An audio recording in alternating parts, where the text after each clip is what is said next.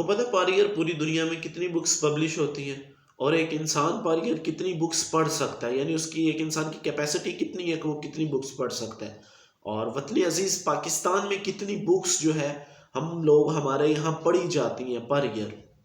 اور یہ جو ہم پڑھنے پڑھانے کی بار بار بات کر رہے ہیں، یعنی مطالعہ کی بات کر رہے ہیں، اس مطالعہ کی ڈیفینیشن کیا ہے؟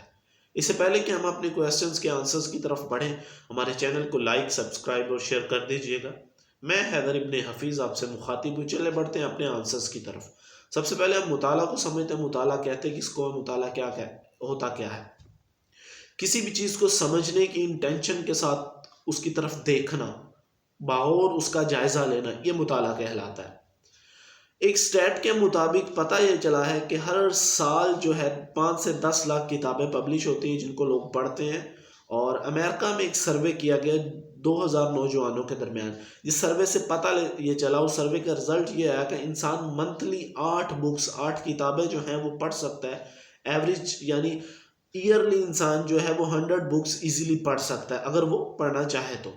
اب چلتے ہیں ہمارے وطن عزیز پاکستان میں بک ریڈنگ کی کیا سچویشن ہے، لوگ کیسے پڑھتے ہیں، کیا پڑھتے ہیں اور کتنا پڑھ سکتے ہیں۔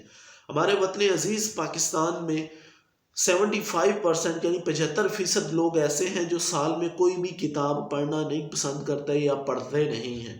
اس کی وجہ وہ لوگ خود بتا سکتے ہیں کہ کس وجہ سے کیوں نہیں پڑھ سکتے۔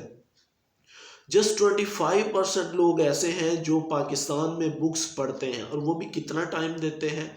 بہت زیادہ تعداد ان 25% لوگوں میں سے ایسی ہے جو ڈیلی 2 گھنٹے کتابوں کو دیتی ہے۔ اس سے کم تعداد ایسی ہے جو جسٹ 3 گھنٹے دیتی ہے، اور سب سے کم ان 25% لوگوں میں ایسی تعداد ہے جو 4 یا 4 سے زیادہ گھنٹے کتابوں کو پڑھنے کے لیے پاکستان میں ٹائم دیتی ہے۔